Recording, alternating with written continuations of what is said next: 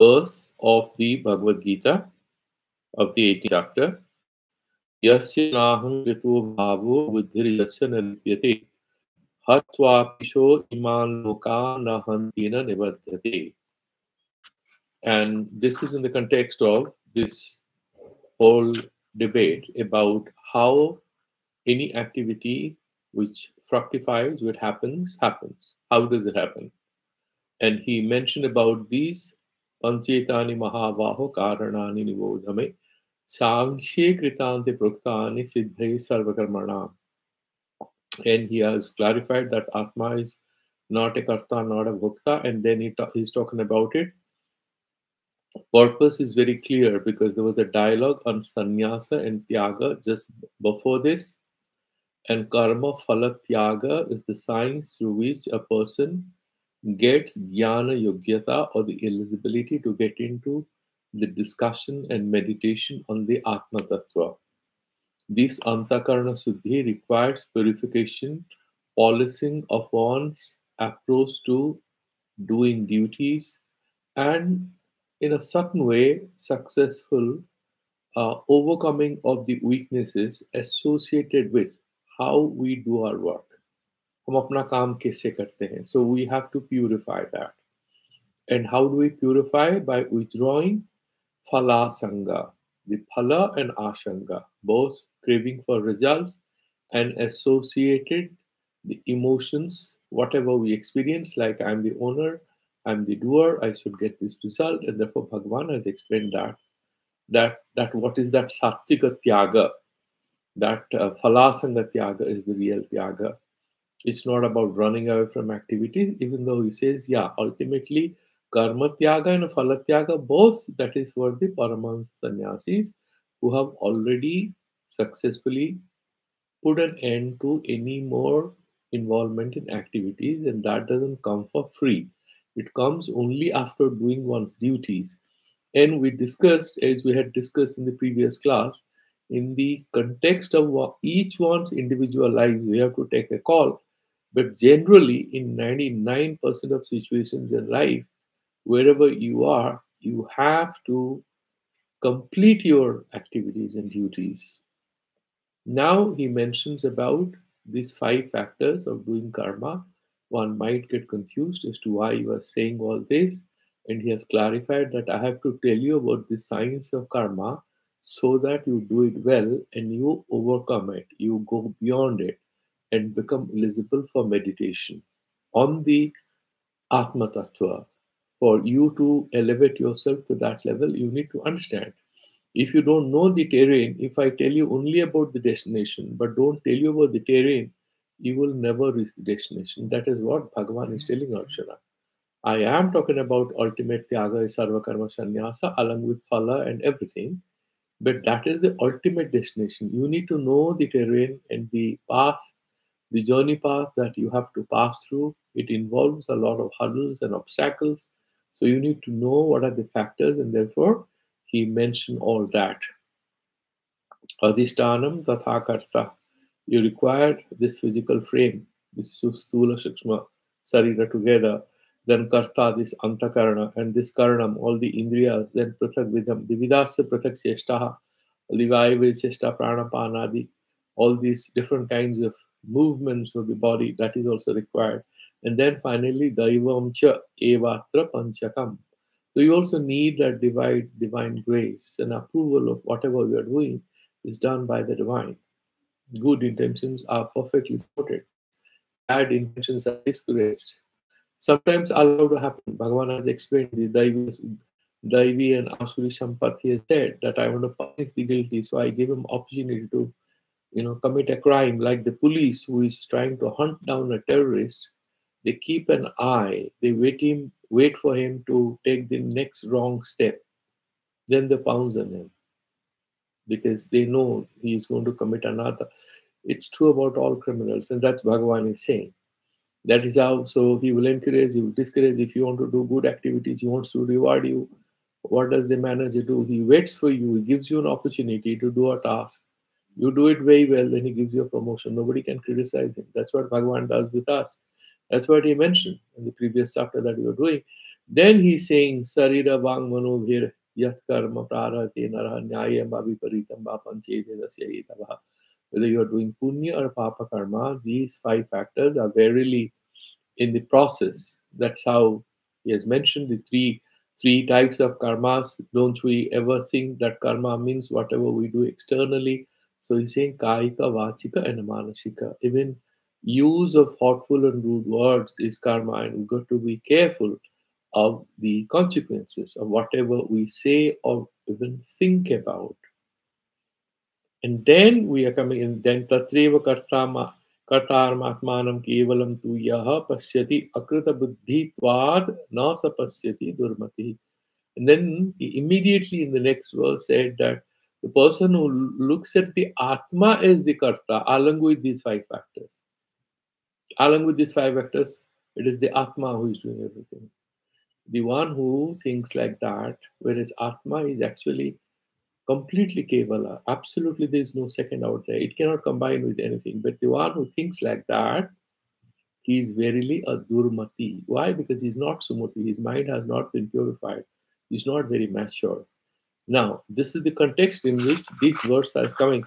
I mention all this because there is a temptation in the minds of a lot of people to say, and I myself thought like that. Even if you just look at verse number 17, it would appear as if Bhagavan is saying, even the worst criminal, if he believes in Bhagavad Gita and has trust in God, he can kill and he'll not be responsible. Because what is the meaning of this sloka?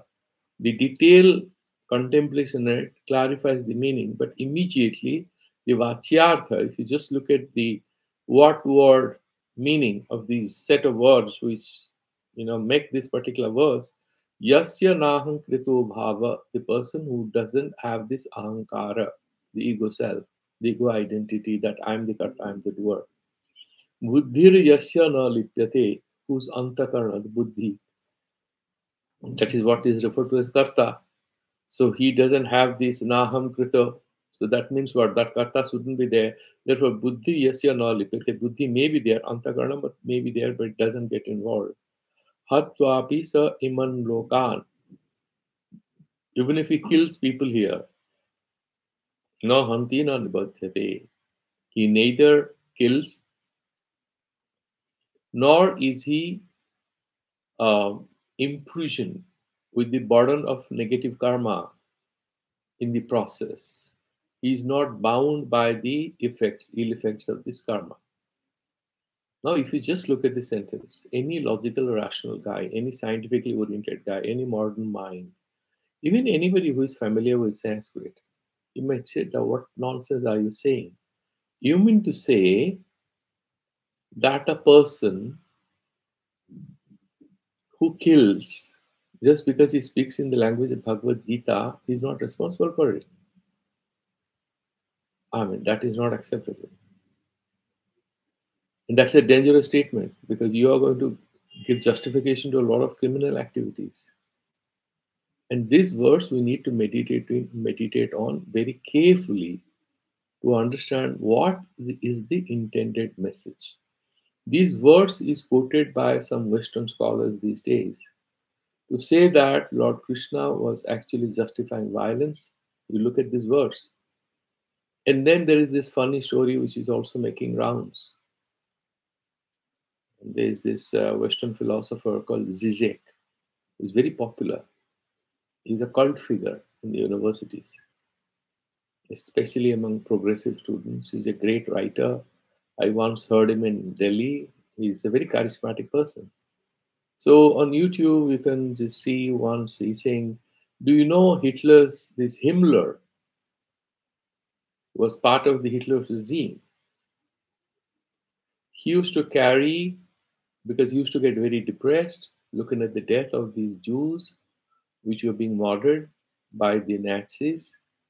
And he used to carry a book of Bhagavad Gita, and he thought this gave him a lot of peace. Indirectly, the message there is that Bhagavad Gita is like a paracetamol, or it's like Dolo 650 for the mild fever that the consciousness suffers as a result of grievous crimes like genocide. And the genocide is justified here in this verse number 617. Nothing can be more misleading than that. But I agree that if you only look at this verse without looking at the larger context of the dialogue or the debate here, it's quite possible that you may also fall a victim to this particular discourse that this verse of Bhagavad Gita justifies genocide and homicide and violence by saying that a person who doesn't have ahankara or ego self, even if having killed hundreds and millions of people, you shall not be bound by the ill effects of these negative karma. And then somebody might say that that means you can't do anything and you can get away. The only way you will be trapped is by having some kind of ahankara or ego self. So just pretend that you don't have it. Just say you don't have it. Argue that you don't have it. Then what happens? Then you are not affected. Now look at how does actually the modern judicial system, today's world, how would the world deal with such a person who is actually not having ahankara? We have through three cases. One is, what if a little child, it happened in the US few days back, there was a 2-year-old boy who found the gun, pulled the trigger, his mother died. The boy is only 2 years.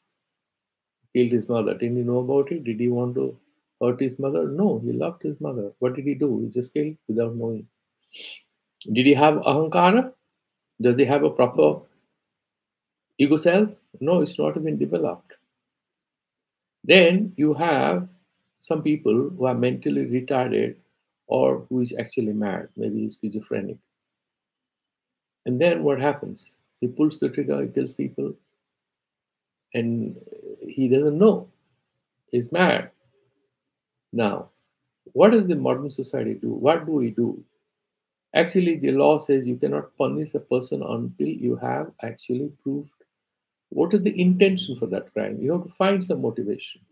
Why he did it. You have to have a complete story, isn't it? Now, if you are not having any clue, you are writing that he's mentally unstable or he's mad, what will the court do? He'll put him behind the bars. Not because he has killed somebody, because the court doesn't want to get into the trap of having to decide his agency, which is now a little confusing because he establishes in the court, or he's the defense lawyer has established in the court that this guy is mentally not stable or is mad. But the court puts him behind the bars, trying to figure out why he did it. And it puts him under psychiatric surveillance or support, but puts him behind the bars as a threat to society. He has to be inside a sanatorium with some protection, or either in hospital or in jail, but he has to be kept away from society.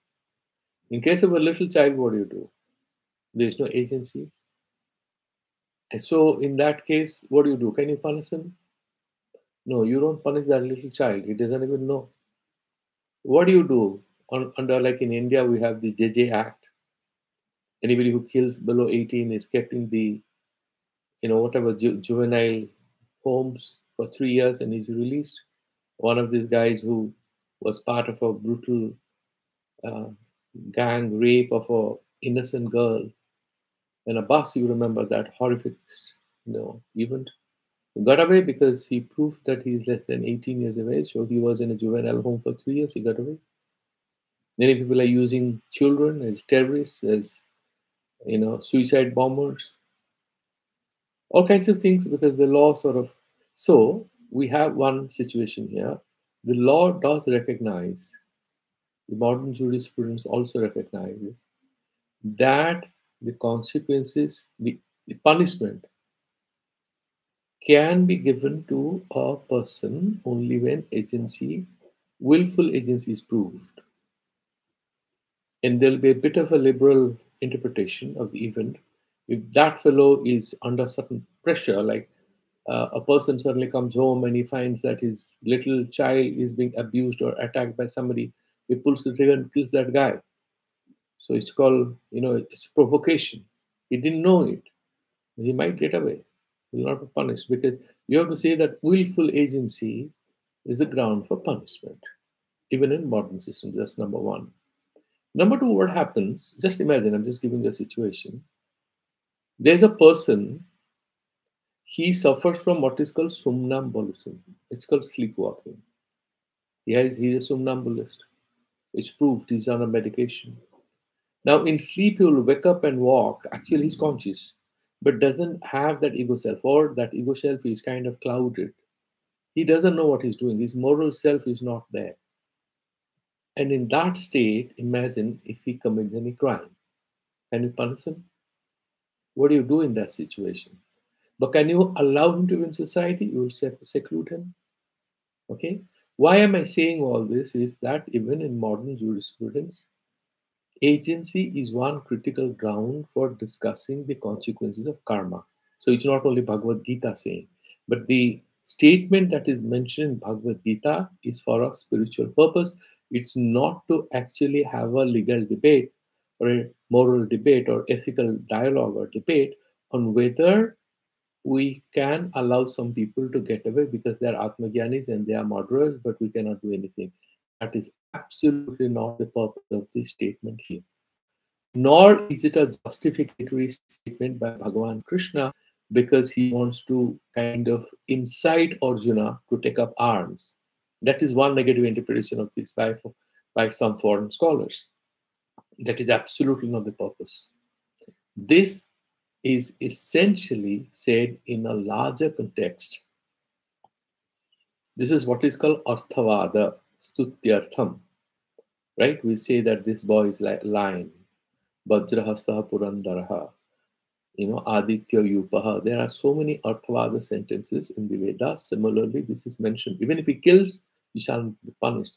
Why? In order to establish the relational self that all of us are. We are absolutely not connected with anything. Whatever is happening is because of this karya karana shanghata, these five factors, guna guneshu vartante.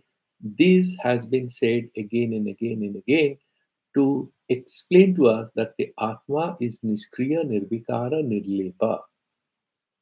So, just look at it in a positive way. What is the meaning of this? That we are not our karmas doesn't mean we, the ego self, with antakarna, the stula, sukshma, sanghata that we have, that society identifies, that is the vachyartha of the tvam padartha, sukshma, stula, sarira. But the lakshyartha is that chaitanya satta inside. But outside is what the world sees, and that is the vachyartha. It doesn't mean I will be allowed to do and get away with it. No. Anyway, society will punish you and put you in jail, or either to prevent future crimes. If they cannot punish you, they will definitely keep you away from society because you are a threat to society if you are mentally not stable. Or what happens if a person is a gentleman, he's a very nice guy, but in sleep, he was sleeping. It happened to a elder brother of a hostel mate of mine in Delhi University.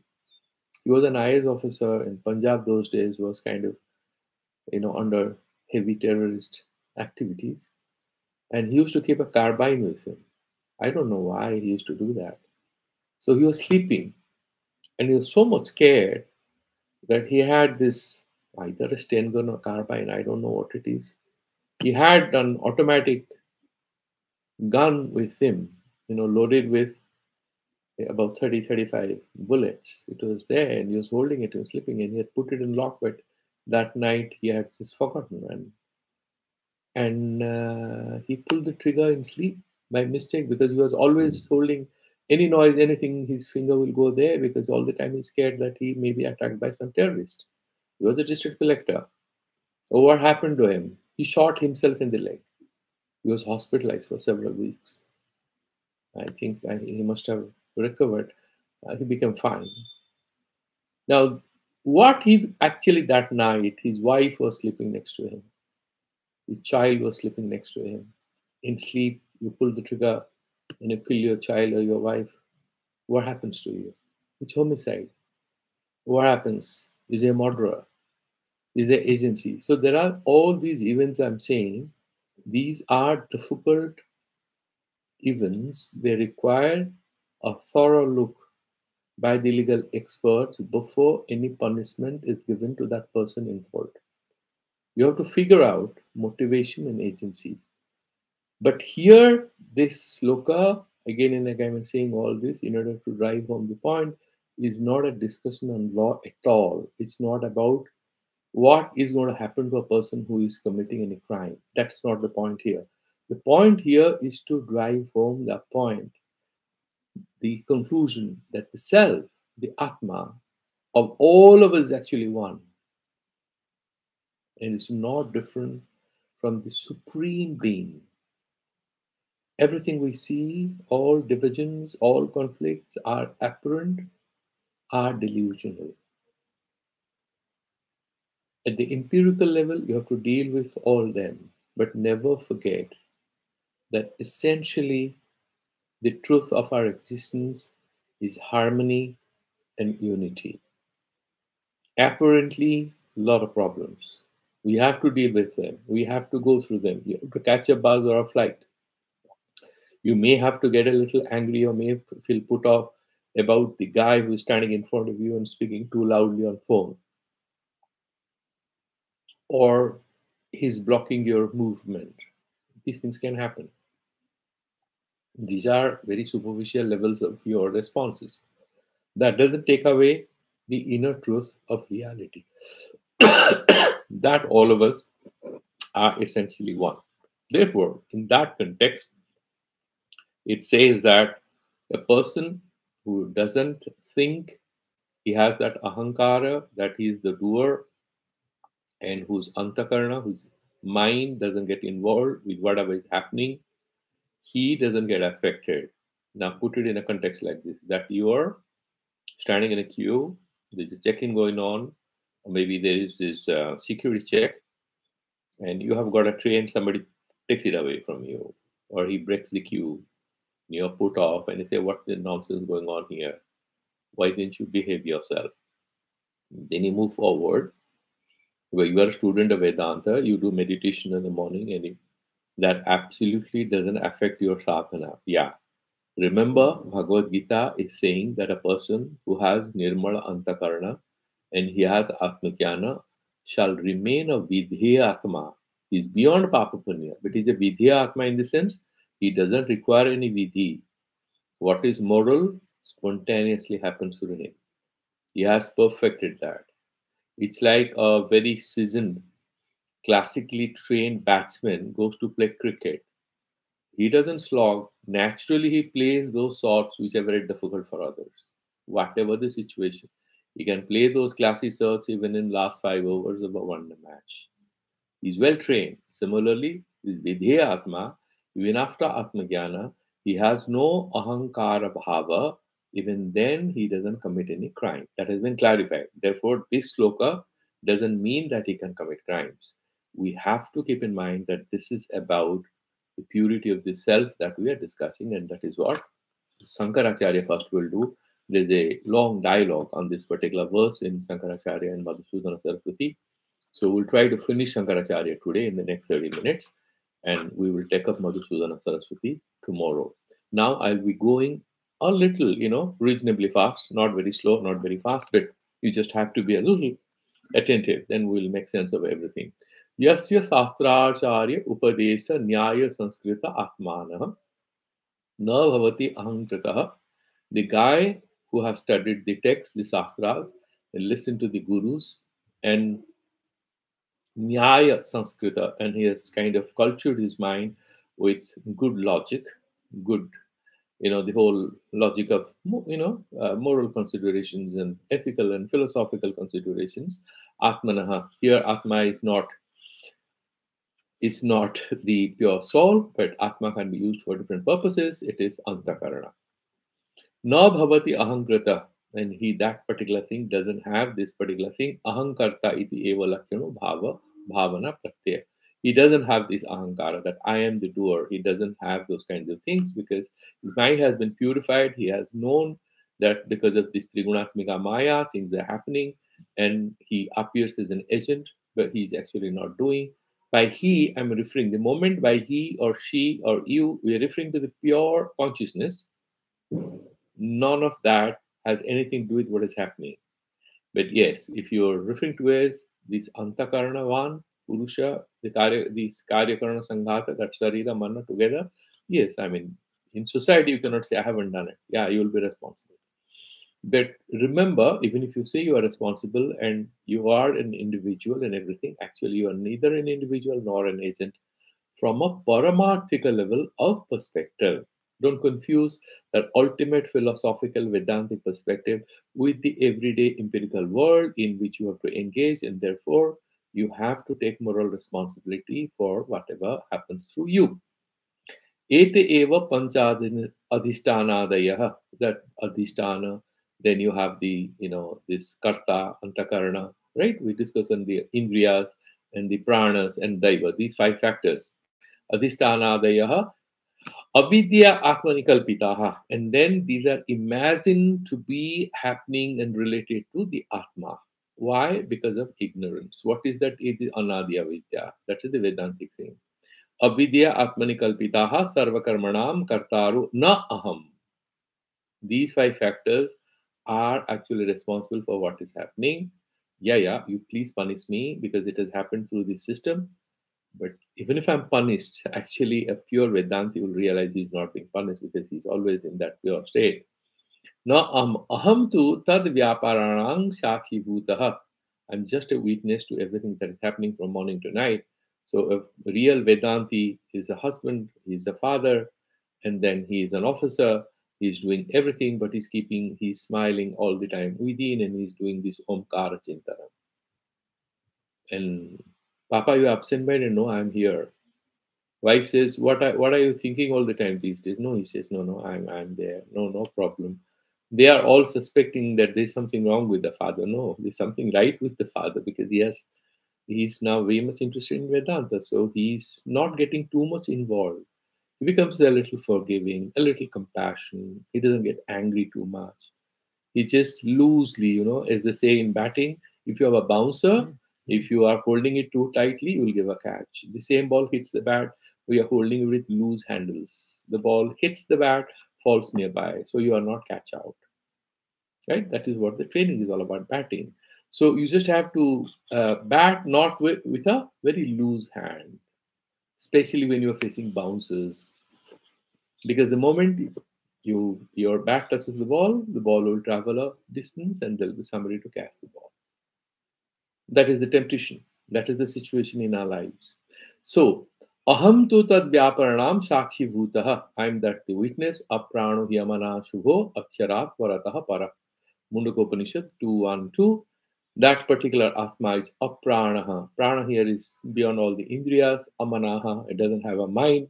Shubha, and that is very auspicious. Aksharat parataha para. And it's beyond the Maya, this avidya, whatever. It's beyond this Maya, parata, Mundakopanishad. Kevalaha avikriyaha iti evam pasyati iti ektat. That is the fun thing. Yasya naham krito bhava. This much is explaining. That he understands that I'm the witness self. There is external reality. My Sukshma Stula Sarira is getting involved, but I am not there. And he has completed the coursework in chapter 6, right? Indriya Nigraha, Mana Nigraha, he's successful in doing that. And he also knows Kurmanganiva Bharata, he just withdraws like the tortoise. Whenever there's a hostile atmosphere, withdraws his limbs, so he can withdraw his indriyas, his sense organs. He knows how to secure himself and he knows how to sit. Vivikta Desa Seviktam. All this he has mastered. How to isolate. So you are with everything and parties and everything, but he always finds time to protect his purity, to recharge his batteries, as they call. Recharge your spiritual battery. Take a day off, go somewhere, sit there and do some japa, or keep a time for doing a particular chanting of Bhagavad Gita, whatever. He protects his purity. Buddhihi antakaranam jasya atmana upadhibhuta na lipyate. And thus antakarana, this buddhi atmanaha upadhibhuta na lipyate na anusayini bhavati idam aham akarsha tena aham narakam gamishyami ityevam jasya buddhi na lipyate sa sumatihi sa pasyati. What he's saying is, just imagine Because you are a Vidyatma, you are a Vedanti, so you are not going to commit any crimes and all, so forget it. But you have joined the army and you are a Vedanti. I'm very pleasantly surprised and I'm very happy that I'm finding a lot of soldiers are actually becoming monks after they retire if they are not married, and quite a few of them from places like Orissa and other states. So they become monks, become because the life situation is so harsh. They have to deal with death and conflict and everything, that they understand the meaninglessness of a lot of things we value, and they turn religious, they turn spiritual. And as soon as they are decommissioned after some 20 years of work, so maybe 45 or something, right? You join the army at 20, so at 40 you are dismissed, decommissioned. So you make some money and you'll get a pension. So flat, they are just going to some place to study Vedanta. If they don't have a family, so some of them, of course, get into a different kind of lifestyle with booze and all kinds of things, and then they get jobs and businesses and whatever. That's good, not a bad thing. But I'm finding quite a few, a very insignificant number, but a significantly small number of people. That will be an appropriate way of mentioning it. Significant small number of these army guys are turning spiritual. Okay, now if that kind of a guy is at the border and he has to kill, right? What happens to him? He's killing some human beings. Is it normal? Think about it. It's not normal. We are sitting nicely and talking about Bhagavad Gita because there, some of our brothers from different countries, they're at the borders, ready to kill someone else. And that is the job civilized society has given them. And they are called security, national security. That is their duty, fighting for their motherland or fatherland. But what are they doing? They're basically killing, isn't it? And it's a morally approved murder, which is called war. It's morally approved murder. It's called war, and it's in the interest of the nation, and we glorify them. Okay? So, but what about his moral compunctions? He's saying that buddhi antakaram jasya atmana upadhivata na lipyate, but the mind doesn't get involved. He's in that state of repose and he's doing it externally. So he doesn't have that repentance or the moral turmoil. Bhavati idam aham akasham, I did this, so I'm now going to go to hell. A lot of these soldiers have some moral problems actually. So sumatihi. So his mind is not getting trapped, and therefore he is rightly seeing the self. Hatva apisa iman lokan sarvan praninaha ityarthaha. So iman lokan means other people. If he eliminates some human beings because he's fighting a war or is appointed there, what do? If you're on a boat, you are just think about the situation. You are on a boat, you are doing relief operations, you are rescuing some women from a village which is an island, and you are bringing them to the mainland. It's a flood time, and then your boat on which you are bringing these women is attacked by a shark or a big dolphin, even harmless, but it's attacked by a shark in this flooding, or a crocodile. What do? It's attacking. It's trying to hit against your boat and it can overturn very quickly. So if you have a gun, what do? You shoot at it. Is it not violence? Will it not give you? I mean, it's looking for food, right? The crocodile is looking for food. You people are, it's food. So it's not doing any crime, but you're killing. You're doing a crime. No, you're also saving yourself. Now, there, in all these things, he's saying, Sarvar prani na ityartha na hanti hanana kriyam na karoti na nibadhyate na api tat karyena adharma phalena sambadhyate. So he doesn't get touched by the papa or the negative outcomes of the karma there. Now, it's a very, very complex situation if you go to that micro level of analysis, because we have to take into situation in account. We have to look at the agency, why that fellow did it, what were the factors, can we defend it, and we need a lot of experts in jurisprudence and a lot of guys who are experts in ethics, because it's a very, very difficult situation, right? So there was I have read one essay a long time back, some 25 years back. How do you deal with a a neurotic as a moral agent? And it was a beautiful dialogue and debate on that, because a person who is undergoing some neurosis, externally he's a human being, with all the qualities that is with all of us, but he's suffering from neurosis. So he does something which others think he's doing because of some motive, but actually his motivation, his thought process, everything is kind of tempered, is kind of restricted, limited by a symptomatic disorder called neurosis. Whether you call it disorder, or you call it deviance, or you call it some problem, there is some sort of an issue there. Now, his moral agency is completely free or it is dependent. How do you account for his activities? How do you deal with him or her for what he or she may have done in a specific situation? It's a big debate, isn't it? It's not easy to answer.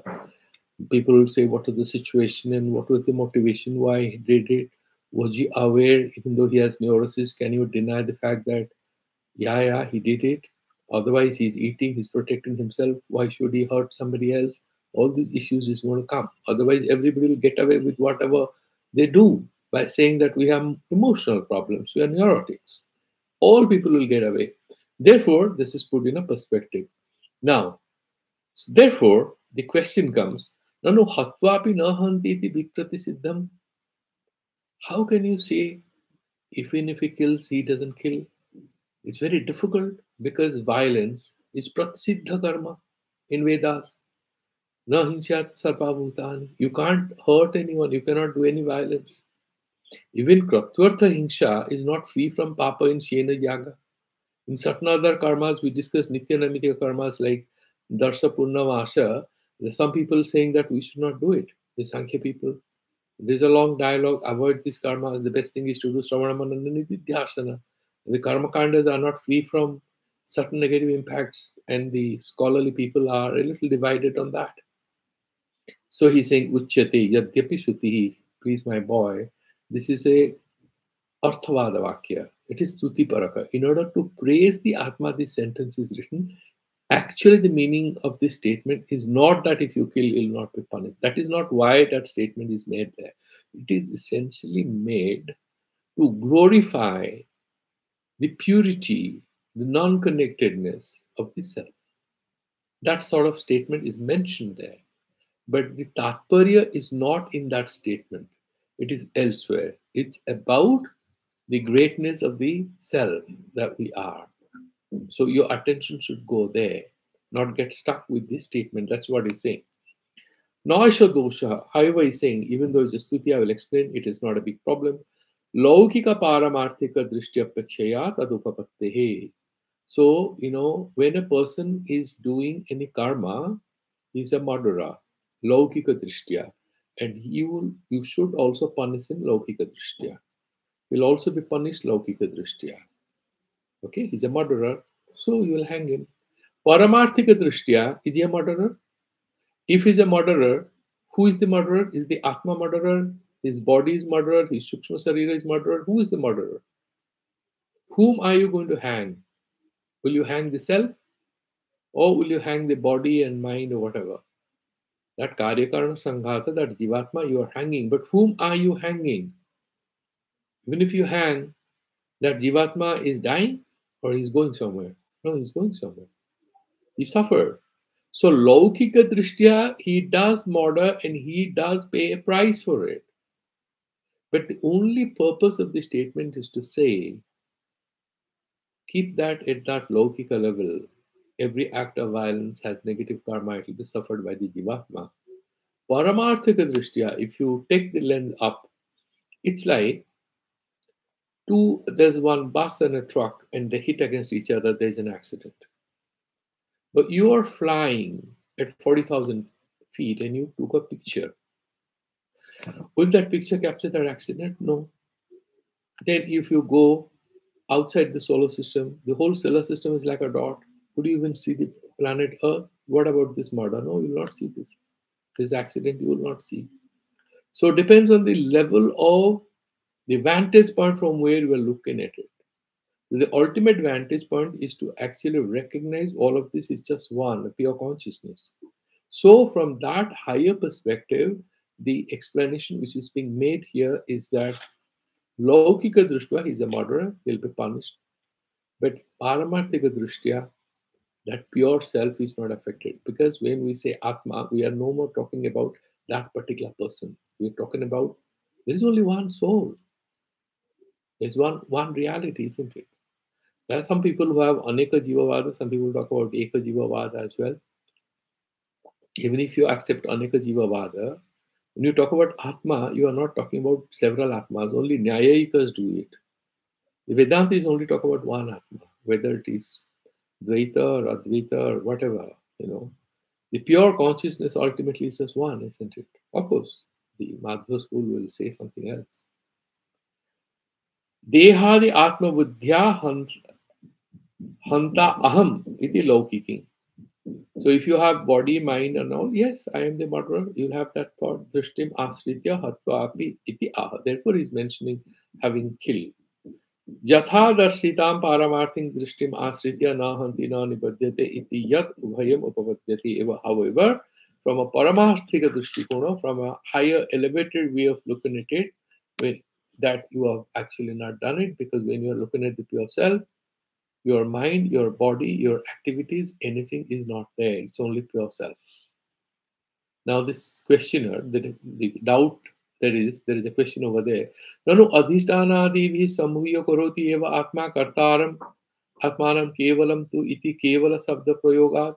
वही आत्मा ये पांचों तत्व factor के साथ मिलते हुए करता है, इसे लिखा है. So how can you say Atma doesn't do anything? Naisha dosha. No, that's not a problem. Atmanaha avikriya swabhavatve.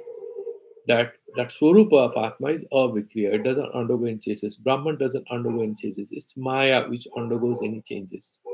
That is Nitya Vikari. Adhisthanaadivihi sahantatva anupapattehe. जो निरवयव है, जिसका कोई आकार नहीं है, जिसका कोई विकार नहीं है, वो किससे कैसे मिलेगा? You think about it. That's why Bhagavan says that I am like Akasha, I am everywhere, but I'm not connected with anything. Akasha is niravayava. It doesn't connect with anything. You might imagine that, yeah, this pen, there is a Sanyoga. The Nyayika says that Akasha Kalama Sanyoga is there.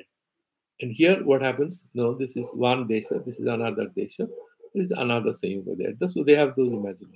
They have their own theories about it. Okay, and they also think about Nitya Vibhushan Yoga. There are some people that time and space can also have connectivity, and they have their own interesting theories. न तो अभिक्रियस्य आत्मनः केनचित् संहननम संहननम अस्ति इति न संभूय कर्तृत्वम उपपद्यते. It's like किसके साथ मिलके कुछ करना. Atma, when it is actually avikriya, so it cannot happen, it cannot undergo in vikara, any metamorphosis with others, these other the five things that I mentioned, and then it will be responsible because the Shastra says that these factors are responsible for activities. Now, is Atma part of it or not? Without Atma, they cannot say that, you know. Atma is the ultimate adhisthana of all this, but adhisthana here is the body. The Param Brahman is adhisthana of everything. Of course, we accept that. But that adhisthana and that we are the adhya, that is the adhara, that is also kalpita because this is superimposition. There is atma eva tishtati, only self exists. All these things are projected on the self. कर्तृत्वम उपपद्य अतः केवलत्म आत्मनः स्वाभाविकम इति केवल शब्दः अनुवाद मात्रम. That आत्मा केवल दूसरों के साथ मिलकर अपने से कर लेता है सब. It alone does it along with others. That is anuvada because atma is avikriya and therefore kevala shabda is mentioned is not to attribute agency to the atma. This is the previous sloka.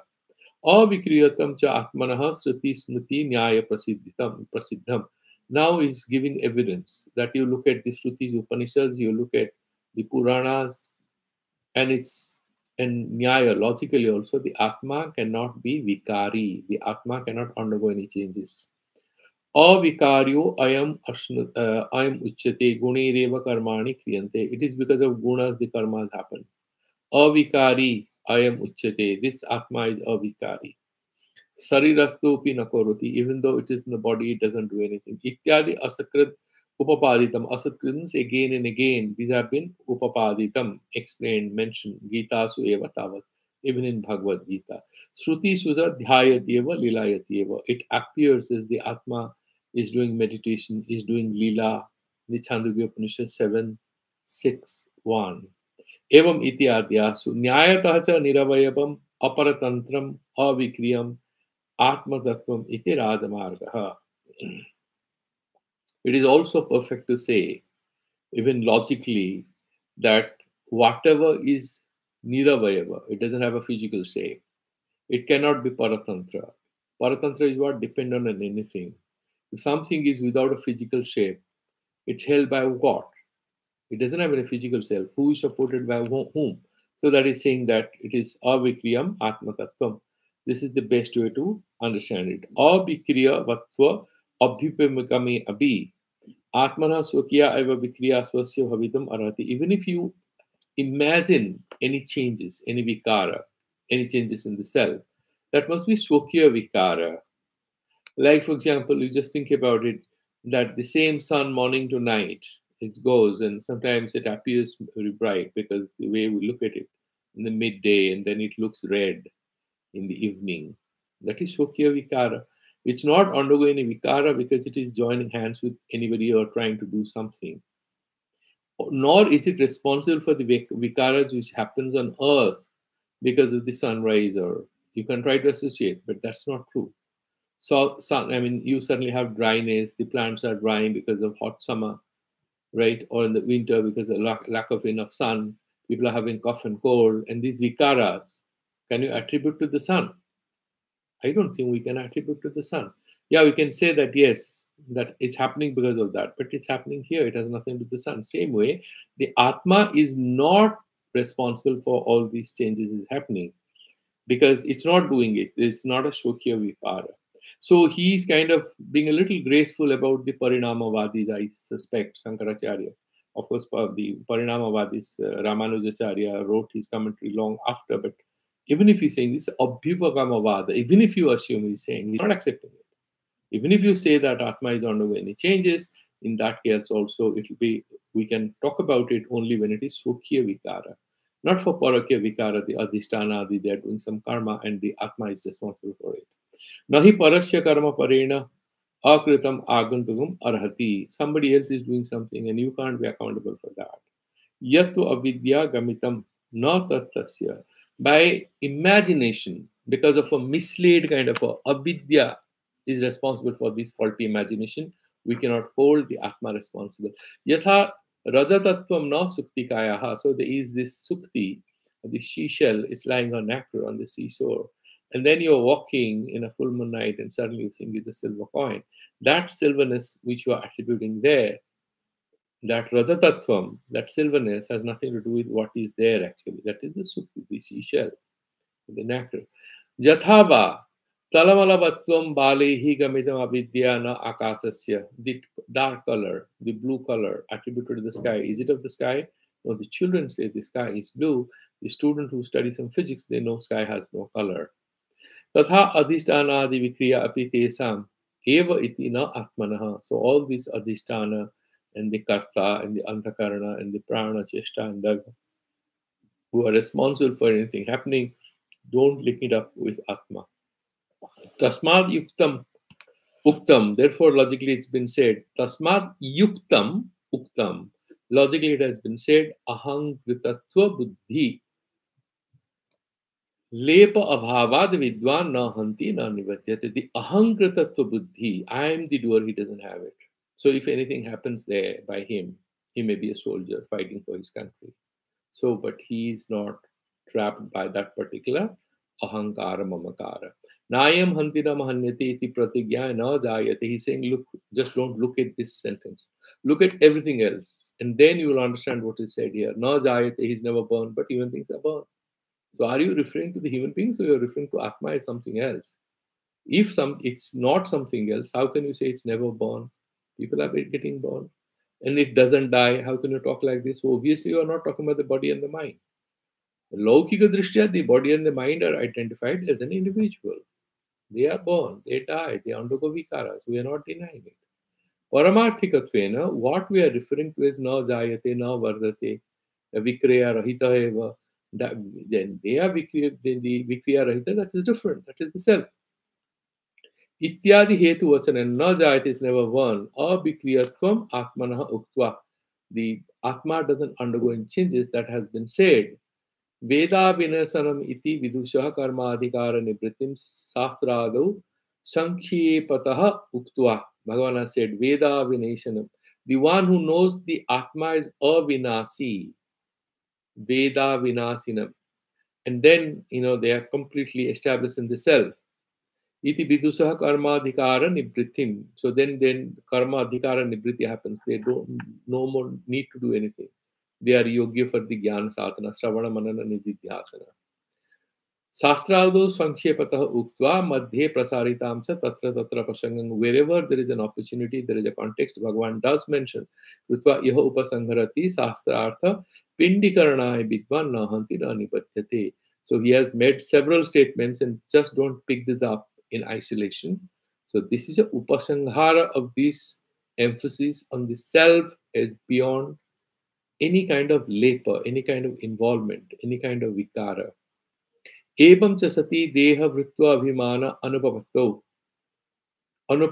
Dehamana anupapatto avidyakrita asesa karma sannyasa upapattehe sannyasinam anishtadi trividam karmana phalam na bhavati iti upapannam tad viparyat cha itirasyang bhavati iti etat cha apariharyam iti esha gita sastrasya artha upasangritah. So he kind of summarizes here. Because he has mentioned in the Satvika Tyaga, he has mentioned that this Trivida karma phalas, Ishtam, Anishtam, Mishram, these are the three karma phalas. But he says this applies to all others, including even Vividisa sannyasis. The karma adhikaris who have done karma phala tyaga, they will also have, because they are not moksha prapta, they have to come back. Even for having a jnana adhikara sarira, to be born in a very elevated, spiritually elevated family, they have to come back and do sadhana from there. Because that is the phase for the yoga vrashta if he dies in the middle of a journey. So even Vividisa sannyasi will have to come back. Even a Vidvas in the Paramahansa sannyasi will have to come back if he doesn't have moksha. Because he has to complete the journey, then he has to get moksha. Right?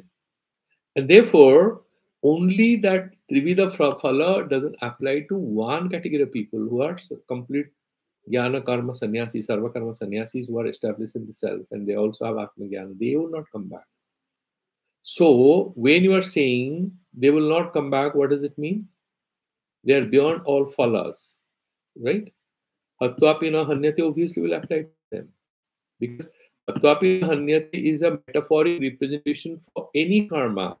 The worst of karmas will not affect. Means small, bad, good, whatever appears, they happen through that stula sarira and sukshma sarira sanghata of that atma jnani. The papas will go to the people who are doing ninda and trying to hurt him, and punyas will go to the people who are trying to help him. That's what Shastra says.